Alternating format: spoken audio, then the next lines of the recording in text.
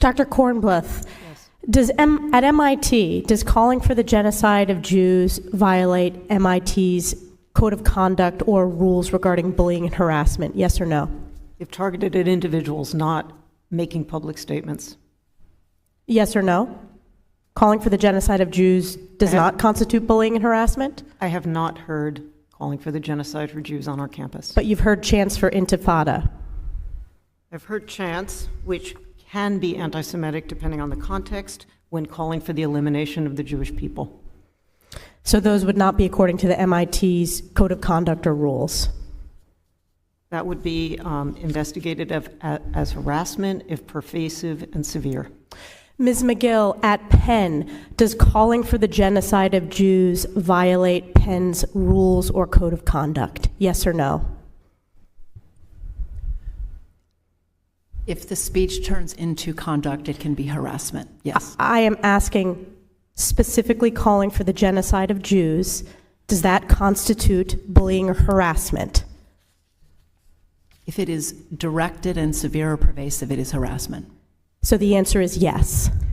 It is a context-dependent decision, Congresswoman. It's a context-dependent decision. That's your testimony today. Calling for the genocide of Jews is depending upon the context.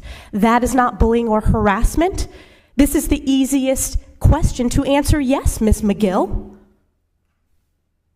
So is your testimony that you will not answer yes? If it if the yes speech or becomes no? if the speech becomes conduct, it can be harassment. Yes. Conduct meaning committing the act of genocide? The speech is not harassment? This is unacceptable, Ms. McGill. I'm going to give you one more opportunity for the world to see your answer. Does calling for the genocide of Jews violate Penn's code of conduct when it comes to bullying and harassment? Yes or no? It can be harassment. The answer is yes. And Dr. Gay, at Harvard, does calling for the genocide of Jews violate Harvard's rules of bullying and harassment? Yes or no? It can be, depending on the context. What's the context? Targeted as an individual, targeted at an individual. It's targeted at Jewish students, Jewish individuals. Do you understand your testimony is dehumanizing them? Do you understand that dehumanization is part of anti-Semitism? I will ask you one more time. Does calling for the genocide of Jews violate Harvard's rules of bullying and harassment? Yes or no? Anti-Semitic rhetoric. When And is it anti-Semitic rhetoric?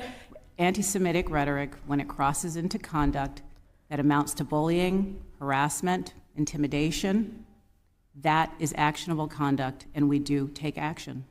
So the answer is yes, that calling for the genocide of Jews violates Harvard Code of Conduct, correct?